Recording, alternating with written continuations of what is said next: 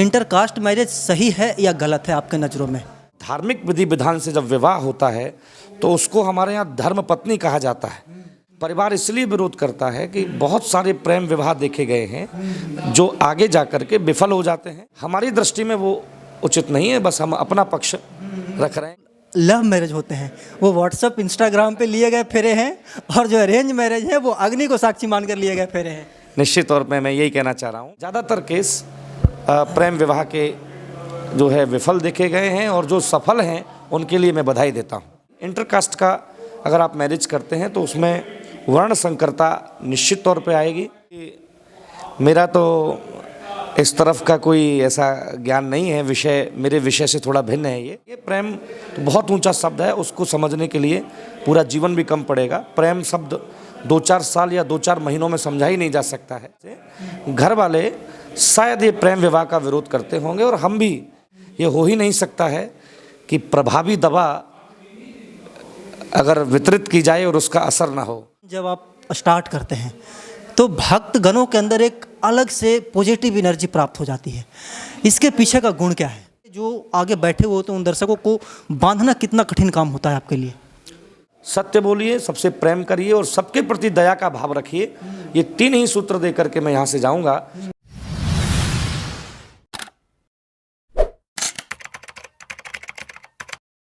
नमस्कार, प्रणाम। मैं अमित चौरसिया और आप देख रहे हैं नालंदा दस्तक। अभी हम मौजूद हैं इस्लामपुर विधानसभा क्षेत्र के खुदागंज बाज़ार में। आपको ज्ञात हो कि खुदागंज बाज़ार में पूरे ज़िले का सबसे बड़ा दुर्गा मेला लगता है, और आज सप्तमी है और आज माता रानी का पट खुला है, और दूर दराज से लोग यहाँ पे दुर्गा रानी का दर्शन करने के लिए आ रहे हैं। लेकिन ख़ास बात इस मेले में ये है कि इस वर्ष भागवत गीता का आयोजन किया गया है, और वो प्रथम दिन से ही यहाँ पे आयोजित हो रही है, और 9वीं या 10वीं तक होगी।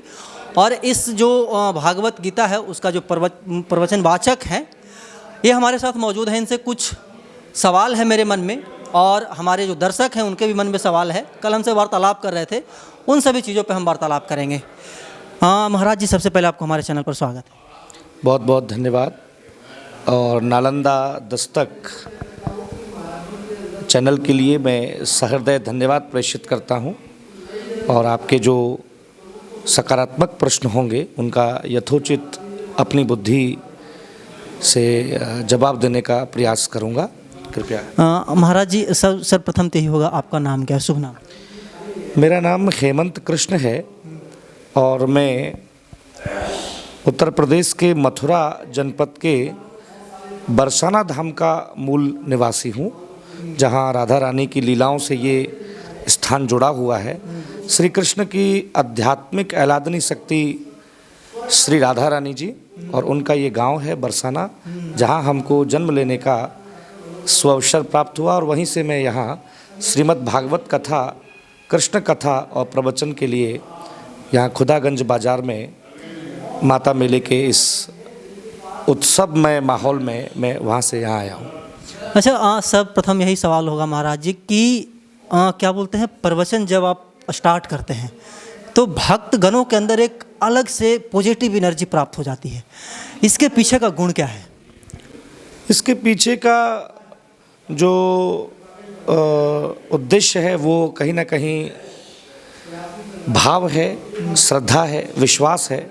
जिस प्रकार के नवरात्रि के ये 9 दिन पूजा पाठ, अभ्यर्चना, व्रत, अनुष्ठान के लिए समर्पित हैं, तो उसकी बहुत ही एक सकारात्मक ऊर्जा आसपास के माहौल में बनती है। और फिर हम जब धर्ममय वातावरण को, धर्ममय संकल्प लेकर के जब किसी धर्माचरण में या प्रवचन में आकर के बैठते हैं, तो निश्चित तौर पर हमारे जीवन में एक उत्साह और जोश का हम अनुभव करते हैं, और वो अनुभव श्रोताओं में यहाँ कथा के पंडाल में दिखाई दे रहा है। ये बहुत अच्छी बात है। अच्छा, सिर्फ खुदागंज में ऐसा दिखाई देता है, या फिर आप तो मतलब कि देश के अलग अलग कोने में जाते होंगे, अलग अलग राज्यों में जाते होंगे, अलग अलग ज़िलों में जाते होंगे, तो हर जगह तो इसी प्रकार का अनुभव आपको देखने के लिए मिलता होगा? निश्चित तौर पर सभी जगह बहुत अच्छा और बहुत अच्छा अनुभव रहता है, और यात्रा अच्छी की ही है क्योंकि हम लोग सकारात्मक और बहुत अच्छा उद्देश्य लेकर के निकले हैं, गुड मैसेज देने के लिए। तो सभी जगह बहुत आनंद आता है, लेकिन कुछ एक ऐसी जगह होती हैं उन सभी जगहों में जो याद रह जाती हैं, जहाँ के लोगों की उत्साह, उमंग या उनका भोलापन या उनका कह लीजिए कि जो सुनने की जो ललक है उनकी, वो याद रहती है। तो उसमें खुदागंज बाज़ार एक है। अच्छा, मतलब कि खुदागंज अन्य सभी शहरों से, अन्य सभी राज्यों से अलग है, भिन्न है। भिन्न नहीं, थोड़ा सा ये इसलिए खास है जो मैं यहाँ महसूस कर पा रहा हूँ कि युवाओं में एक जोश है, युवाओं में प्रवचन सुनने का या कथा सुनने का। आमतौर पे जो धर्म से जिस प्रकार से लोगों की एक अरुचि जो हो रही थी, खास तौर पे युवाओं की, तो उसका हम लोगों का ये उद्देश्य रहा कि कथा प्रवचन से युवाओं को जोड़ा जाए, और वो तभी संभव हो पाता है जब हम उन्हीं के स्तर पे आकर के उनको कुछ समझाएं। तो वो जो जोश है युवाओं में यहाँ, वो थोड़ा सा जो है अन्य जगह से बहुत अच्छा और बहुत ज़्यादा है, इसलिए मैं इस बात को कह रहा हूँ। और तो सभी जगह आनंद तो आता ही। हाँ महाराज जी, एक सवाल ये भी होगा कि जब आप प्रवचन करते हैं, जब आप कथा सुनाते हैं, क्या बोलते हैं कि अपने दर्शकों को, अपने श्रोताओं को, माता रानी के भक्तों को, तो उस समय सबसे मूल बात क्या होती है? मतलब कि पूरे जो आगे बैठे हुए होते हैं उन दर्शकों को बांधना कितना कठिन काम होता है आपके लिए? दर्शकों को बांधने के लिए तो हमारे पास एक ही मूल मंत्र है। वक्ता श्रोता को यदि बांधना चाहता है, जिसको आप बांधना कह रहे हैं, उसको हम लोग मानते हैं कि श्रोता से जुड़ना, अपनी बात को वहाँ तक पहुँचाना, उसके लिए वक्ता के अंदर एक ही गुण होना चाहिए, वो है प्रामाणिकता। आप यदि प्रामाणिक हैं, आप यदि सत्य संभाषण करने के लिए तैयार हैं, आप सत्य बोलने को तैयार हैं और आप लोगों तक अपना अच्छा मैसेज प्रामाणिकता से देने के लिए तैयार हैं, तो निश्चित तौर पर आपके शब्द से, आपके विचार से, आपके संकल्प से लोग भी जुड़ने को तैयार हैं। ये हो ही नहीं सकता है कि प्रभावी दवा अगर वितरित की जाए और उसका असर ना हो। वैक्सीनेशन होगा तो उसका असर अवश्य होगा। अच्छा, वैक्सीनेशन होगा, उसका असर एकदम 100% होगा ही होगा। और अभी यहाँ पे रासलीला चल रहा है, कल जैसे कि शादी वगैरह आप करवाए, हम देख रहे थे, बहुत ही युवा वर्ग के लोग ज़्यादा इंटरेस्ट ले रहे थे। हालांकि ले तो सब रहे थे, लेकिन युवा वर्ग जो थे ना, वो काफ़ी ज़्यादा मतलब कि आनंदित थे, काफ़ी ज़्यादा उत्साहित थे। क्या बोलते हैं कि कल शादी हुई, और आगे की क्या क्या प्रक्रिया है यहाँ पे? मतलब कि अभी 3-4 दिन और होंगे प्रवचन। ये 10 दिवसीय प्रवचन है जो नवरात्रि के 9 दिन और उसके एक दिन बाद तक ये प्रवचन चलेगा। तो उसमें सप्तदिवसीय श्रीमद् भागवत कथा के अंतर्गत जितने विषय आते हैं, वो 7 दिन के भीतर हमने उन विषयों को बोला। जैसे कन्हैया का जन्म हुआ, गिरिराज जी का पूजन हुआ, कल श्री कृष्ण का विवाह हुआ, और आज मुख्य रूप से सुदामा चरित्र, श्री कृष्ण सुदामा की मित्रता की चर्चा हम आज की कथा में व्यास मंच से करेंगे। तो आज के बाद फिर कल से मेरा प्रयास ये रहेगा कि चूँकि रामनवमी भी आने वाली है, तो थोड़ा सा श्री राम के आदर्श चरित्रों पर भी हम लोग 2-3 दिन का प्रवचन करेंगे।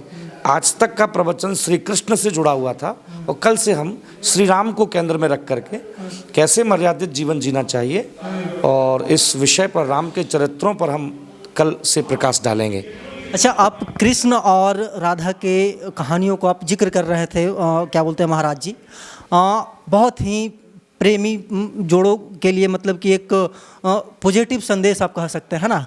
और हमारे बहुत सारे दर्शक हैं, हमारे बहुत सारे श्रोता हैं, और बहुत सारे जो मेरे मित्र हैं वो प्रेम करते हैं, ठीक है, और हर कोई प्रेम करता है, संसार के हर एक जीव एक दूसरे से प्रेम करता है। लेकिन प्रेम जब सफल ना हो, जब हम क्या बोलते हैं कि अपने मुकाम तक ना पहुँचे, तब तक एक बेचैनी सा रहता है, ठीक है। जैसे कि हम भी प्रेम करते हैं, आप भी किसी से प्रेम करते होंगे, मेरे जो कैमरा पर्सन है वो भी किसी से प्रेम करते हैं, और दोनों एक दूसरे को बहुत प्रेम करते हैं। लेकिन जब बात शादी की आती है, जैसे कि कल आपने करवाया शादी भगवान का, तो परिवार वाले, घर वाले, समाज वाले उसको स्वीकार नहीं करते हैं। कितना हद तक सही है? देखिए, जिस प्रेम की चर्चा मैं व्यासपीठ से कर रहा हूँ वो राधा कृष्ण का प्रेम है, और निश्चित तौर पे वो अलौकिक है। वो प्रेम हमारे आप के जैसा दैहिक प्रेम नहीं है, उसके मूल में कुछ पालेने की जिज्ञासाएं नहीं है, उसके मूल में स्वार्थ नहीं है, उसके मूल में दैहिक सुख नहीं है। व्यक्ति जब किसी व्यक्ति के प्रति आकर्षित होता है, या एक पुरुष का किसी महिला के प्रति आकर्षित होना या महिला का पुरुष के प्रति आकर्षित होना, जिसको हम लोग प्रेम कह रहे हैं, वो सांसारिक प्रेम में कहीं ना कहीं निहित स्वार्थ भी है। हम एक दूसरे से कुछ पाना भी चाहते हैं, एक दूसरे को कुछ देना भी चाहते हैं, और कहीं ना कहीं हृदय का समर्पण हम करते हैं अपने प्रेमास्पद की तरफ। अब प्रश्न ये है कि वो प्रेम पहुंच नहीं पाता है कहीं, उसके वो मंजिल ना मिल पाए, उसको लक्ष्य ना मिल पाए। और आप जैसा कह रहे हैं कि कई बार परिवार उसको नहीं मानता है। देखिए, परिवार के लोगों का अपना एक अनुभव है, युवा का अपना अनुभव है, बुजुर्ग का अपना अनुभव है। क्योंकि हम एक सकारात्मक संदेश देने के लिए निकले हैं, तो मैं ये मानता हूँ कि बुजुर्गों के पास जो अनुभव है, वो अनुभव युवा के पास इसलिए नहीं हो सकता क्योंकि अनुभव एक उम्र मांगता है। बिना उम्र तक पहुँचे आप उस एक्सपीरियंस से नहीं गुजरते। तो बुजुर्ग लोग ऐसा मानते हैं कि आप किसी भी व्यक्ति से प्रेम करेंगे तो या तो आप में उतनी जिम्मेदारी, उतना ज्ञान, आपका विवेक, आपका बोध, आपका सामाजिक और व्यावहारिक ज्ञान इतना उन्नत और उत्कृष्ट होना चाहिए कि आप अपने लाइफ पार्टनर जिसको आप बनाना चाहते हैं, जिससे आप प्रेम करते हैं, उसके चुनाव में आप पूर्ण रूपेण ये संकल्प लेने के लिए तैयार हैं कि मैं जिसके साथ बंधने जा रहा हूँ वो उसको मैं अच्छा मानता हूँ और वो मेरे जीवन के लिए बहुत श्रेष्ठ है और आगे जा कर के बहुत सारी अच्छाइयों के साथ हम रहेंगे। परिवार इसलिए विरोध करता है कि बहुत सारे प्रेम विवाह देखे गए हैं जो आगे जा कर के विफल हो जाते हैं। बहुत सारे उदाहरण बन रहे हैं ज़्यादातर प्रेम विवाहों के, जो ऐसा देखने को आ रहा है कि पहले कुछ दिन तक उनका बड़ा गहरा सघन लगाव रहता है और बाद में जा कर के वो संबंध क्षित विक्षित हो जाते हैं, और चीज़ें कारण का जब निवारण हो जाता है तो फिर उतना प्रेम नहीं रह जाता, लगाव नहीं रह जाता, और कहीं ना कहीं संबंध बिखर जाता है। बुजुर्ग लोग इसलिए मना करते हैं कि भैया प्रेम विवाह नहीं होना चाहिए। एक व्यवस्थित जो विवाह की हमारी परंपराएं हैं, जो वेदों में, शास्त्रों में या ग्रंथों में लिखी हुई हैं कि माता पिता के द्वारा चयनित एक सभ्य, शिक्षित और व्यावहारिक सामाजिक परिवार से निकली हुई एक लड़की से संवैधानिक और धार्मिक विधि विधान से जब विवाह होता है तो उसको हमारे यहाँ धर्म पत्नी कहा जाता है कि सप्तपदी होगी, 7 फेरे लिए जाएंगे, तो वो धर्म पत्नी कही जाती है। उसका एक लंबा भविष्य है, उसका एक लंबा फ्यूचर है। इस कारण से घर वाले शायद ये प्रेम विवाह का विरोध करते होंगे, और हम भी इसके समर्थन में खुल के तो हम कुछ नहीं कहते हैं, लेकिन फिर भी हम ये कहेंगे कि जितना हो सके माता पिता, बुजुर्ग, समाज और परिवार के हित में और परिवार के लिए ही उनके द्वारा चयनित किसी सभ्य, शिक्षित और योग्य लड़की से ही विवाह करना चाहिए। प्रेम तो बहुत ऊंचा शब्द है, उसको समझने के लिए पूरा जीवन भी कम पड़ेगा। प्रेम शब्द 2-4 साल या 2-4 महीनों में समझा ही नहीं जा सकता है। उसको समझने के लिए तो बहुत सारी गुरुजनों की, आचार्यों की, बहुत सारे लोगों के चरणों में जाकर के बैठना पड़ेगा। तो ये शब्द विवाह तक रहे, प्रेम की तो अन्य बहुत लंबी चौड़ी व्याख्याएं हैं। अच्छा महाराज जी, एक सवाल मेरा ये भी होगा कि प्रेम विवाह, ठीक है, जिसको लव मैरिज बोलते हैं, और एक अरेंज मैरिज होता है, ठीक है, दोनों में डिफरेंस क्या है? आप इन दोनों शब्दों को कैसे देखते हैं? देखिए, चूँकि मेरा तो इस तरफ का कोई ऐसा ज्ञान नहीं है, विषय मेरे विषय से थोड़ा भिन्न है ये, कि हम लोग तो गुरुकुल के विद्यार्थी रहे हैं और कभी भी अपने माता पिता, परिवार से अलग जाने का हमारा विचार रहा नहीं है। लेकिन फिर भी मैं ऐसा मानता हूँ कि एक अपरिपक्व उम्र में किसी बच्चे का आकर्षण किसी युवती या किसी लड़की के साथ जब होता है और उसे लगता है कि मेरे जीवन संगिनी ये मेरा जीवन भर साथ देंगी, और या फिर लड़की को भी यही लगता है, उस कन्या को भी यही लगता है कि ये मेरा साथी बनेंगे, आगे जाके इनसे मेरा फ्यूचर होगा। तो इस टाइप की जितनी चीज़ें हैं उनके मूल में महज आकर्षण होता है, कल्पनाएं होती हैं, सुखद कल्पनाएं होती हैं। कि इनसे मुझे ये मिलेगा, इनसे मेरा जीवन बहुत अच्छा बनेगा। तो उन कल्पनाओं के आधार पर, एक दूसरे के आकर्षण के आधार पर जो विवाह किया जाता है उसको हम लोग प्रेम विवाह की श्रेणी में रखते हैं। और अरेंज मैरिज जिसको आप कह रहे हैं, वो उसमें कल्पनाएं नहीं हैं, उसमें जो है बहुत ज़्यादा एक दूसरे का आकर्षण नहीं है। माता ने, पिताजी ने जिसको चयनित कर दिया कि आपको इस लड़की से विवाह करना है, या हमारे परिचित की लड़की है, हमारे मित्र की लड़की है, या किसी अन्य लड़कियों, बहुत अच्छा परिवार है, बहुत व्यवहार इनका अच्छा है, तो ना तो लड़की बहुत ज़्यादा परिचित है, ना लड़का बहुत ज़्यादा परिचित है, लेकिन दोनों आचार्य को केंद्र में रख के, हवन कुंड को केंद्र में रख के, अग्नि को केंद्र में रख करके वहाँ वो 7 प्रतिज्ञाएं लेते हैं कि अब जो आगे का जीवन होगा हमारा, वो मोबाइल्स फ़ोन या व्हाट्सएप या इंस्टाग्राम पर दी गई प्रतिज्ञाओं के द्वारा मान्य नहीं होगा। वो हमारा जो आगे का जीवन होगा वो अग्नि के समक्ष जो हम प्रतिज्ञा ले रहे हैं कि मैं आपके बिना बताए कहीं किसी पार्टी में नहीं जाऊंगी, मैं आपके बिना बताए कोई भी बड़ा निर्णय नहीं लूँगी, मैं आपके बिना बताए अपने माता पिता से भी मिलने में एक बार संकोच करूँगी। यद्यपि ये कहा गया है कि अनाहुता अप्यभियंति सौहृदम भर्तुर गुरुर्देह कृतश्च केतनम। एक बेटी किसी भी समय अपने बाप के पास जा सकती है, लेकिन हम लोग तो पिता धर्म से भी पति धर्म को श्रेष्ठ मानते हैं कि जब पिता का घर छोड़ दिया जाए तो पुत्री को निश्चित ही पति धर्म का पालन करना चाहिए।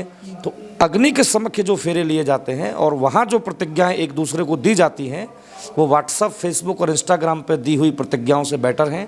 उनका फ्यूचर बहुत अच्छा है। अच्छा, मतलब कि आप ये कहना चाह रहे हैं कि जो लव मैरिज होते हैं वो व्हाट्सएप, इंस्टाग्राम पे लिए गए फेरे हैं, और जो अरेंज मैरिज है वो अग्नि को साक्षी मानकर लिए गए फेरे हैं। निश्चित तौर पे मैं यही कहना चाह रहा हूँ कि जिस प्रकार का आकर्षण जो संचार के माध्यम से बढ़ रहा है, जिस प्रकार का आकर्षण जो आजकल जितनी सोशल नेटवर्किंग साइट्स हैं उनके माध्यम से जो बन रहा है, वो बहुत अच्छा नहीं है, बहुत शुभ नहीं है वो। तो मुझे लगता है कि विवाह तो संवैधानिक विधि विधान और रीति रिवाज और अग्नि के समक्ष बैठ कर के करना चाहिए। ये सारी चीज़ें बहुत लंबा फ्यूचर नहीं देती हैं, ऐसा मुझे, और किसी का होता होगा तो उसमें भी मेरा कोई, कुछ एक्सेप्शनल केसेस होते हैं हर सब्जेक्ट, बिल्कुल हर सब्जेक्ट में कुछ ना कुछ होता है। कई बार कैंसर्स जो बीड़ी सिगरेट नहीं पीते हैं उनके भी हो जाता है, लेकिन डॉक्टर्स कहते हैं कि ज़्यादातर अगर आप सर्वे करेंगे तो ज़्यादातर ये उनके पाया गया जो सिगरेट्स या स्मोकिंग करते हैं। तो यह उदाहरण नहीं बनाना चाहिए कि जो नहीं पीता है उसके भी हुआ है। वो रेयर केस में, एकाध केस में ऐसा है। ज़्यादातर केस प्रेम विवाह के जो है विफल देखे गए हैं, और जो सफल हैं उनके लिए मैं बधाई देता हूँ। तो आखिरी सवाल होगा महाराज जी, समाज में बहुत प्रकार के लोग रहते हैं, मतलब कि बहुत धर्म के लोग रहते हैं, बहुत जात के लोग रहते हैं, और यहाँ पे एक सवाल ये भी उठता है कि इंटरकास्ट मैरिज सही है या गलत है आपके नज़रों में? सही गलत का निर्णय तो देखिए, हम उस समय से अब गुजर रहे हैं कि जहाँ पर सही गलत, सत्य असत्य का निर्णय दे पाना बहुत कठिन हो गया है। कि अगर कुछ भी हम बिना सोचे समझे कह देंगे तो लोग पुतला फूंकना चालू कर देंगे। तो अभी वक्ताओं की भी ये जिम्मेदारी हो गई है कि वो चीज़ों को बहुत उनको साफ़ सुथरा कहना पड़ रहा है, बहुत ही तरीके से उसको बताना पड़ रहा है। इंटरकास्ट मैरिज में मेरा मानना ये है कि संविधान और वैदिक रीति तो ये थी कि भाई कुल गोत्र बचा कर के ही विवाह होते थे। हम तो कास्ट नहीं, हम तो गोत्र भी बचाते हैं। अगर एक ब्राह्मण लड़की ब्राह्मण लड़के से भी विवाह कर रही है तो हम लोग तो, कास्ट तो बहुत आगे की बात है, गोत्र बचाए जाते हैं हमारे यहाँ कि भैया माँ, लड़के की माँ जिस गोत्र की है उस लड़की का गोत्र वो नहीं होना चाहिए। तो वैदिक विधान तो गोत्र बचाने का है। अब हम लोग अपनी सुविधा के हिसाब से अब कुछ भी हम करते हैं तो उसमें तो हम लोग क्योंकि स्वतंत्र हैं और देश संवैधानिक है, तो पूर्ण रूपेण हम किसी की हुई बात को ये नहीं कह सकते कि आपका किया हुआ सब गलत है। हमारी दृष्टि में वो उचित नहीं है, बस हम अपना पक्ष रख रहे हैं कि हमारी दृष्टि में वो उचित। पौराणिक महत्व क्या है इसके इंटरकास्ट मैरिज के?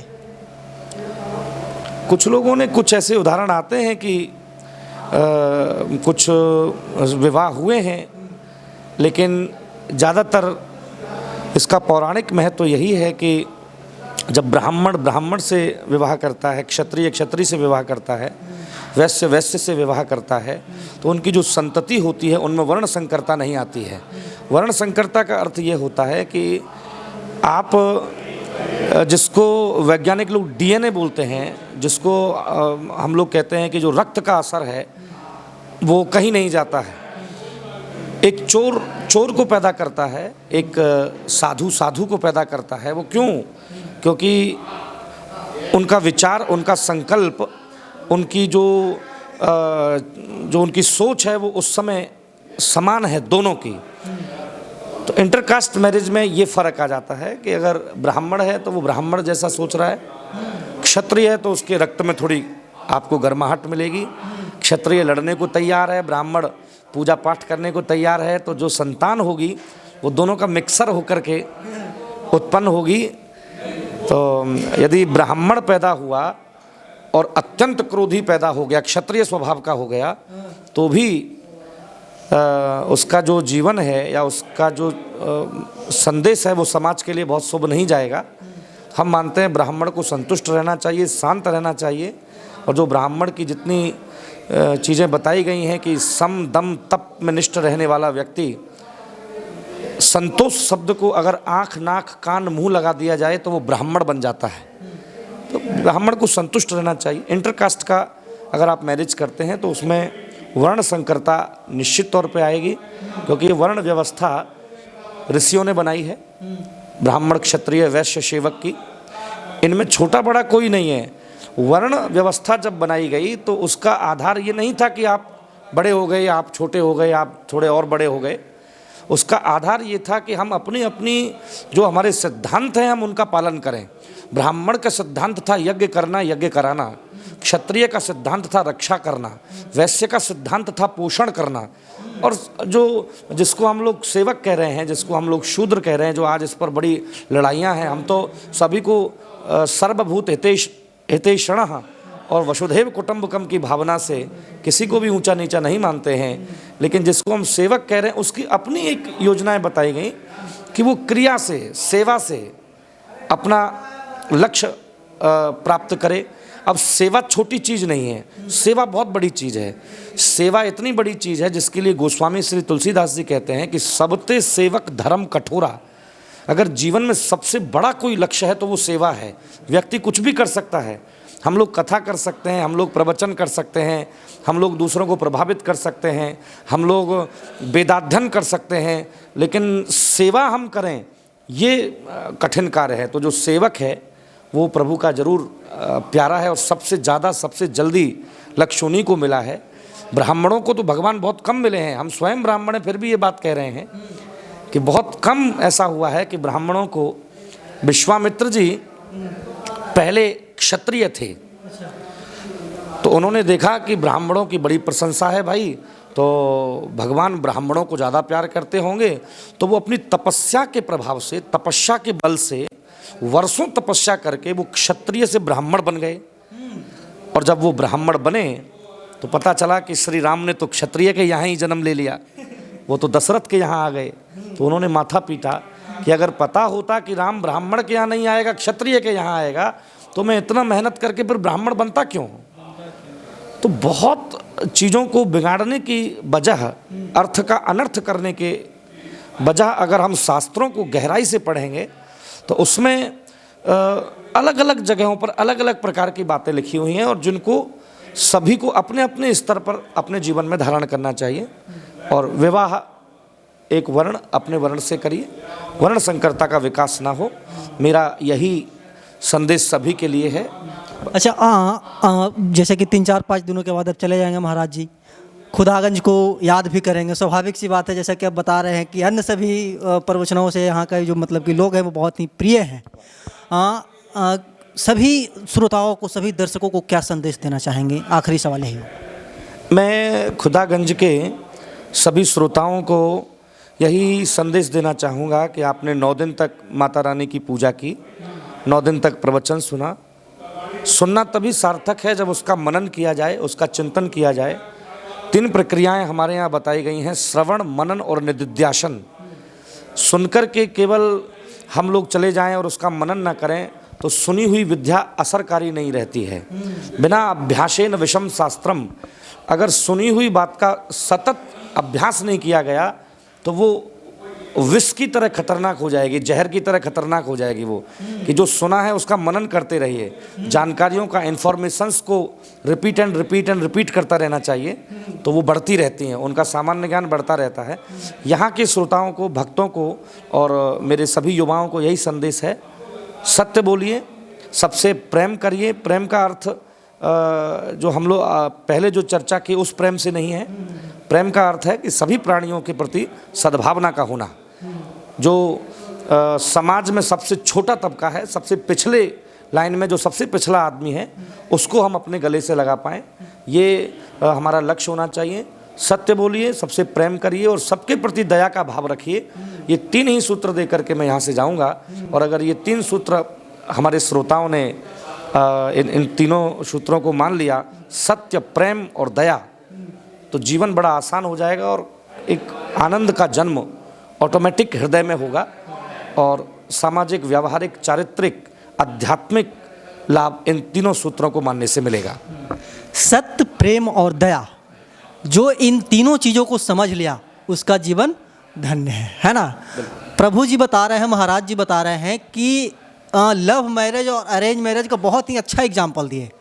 लव मैरिज ये होता है जो व्हाट्सएप, इंस्टाग्राम और फेसबुक पे फेरे लिए जाते हैं, और जो अरेंज मैरिज होते हैं वो अग्नि को साक्षी मान करके फेरे लिए जाते हैं। बाकी महाराज जी के इस विचार के ऊपर, इस वाणी के ऊपर आप क्या सोचते हैं, कमेंट बॉक्स में ज़रूर बताइएगा। हम ऐसे ही देश दुनिया की तमाम छोटी बड़ी खबरों से आपको रूबरू करवाते रहते हैं और आगे भी करवाते रहेंगे। तब तक के लिए बने रहे हमारे साथ और देखते रहें नालंदा दस्तक। धन्यवाद।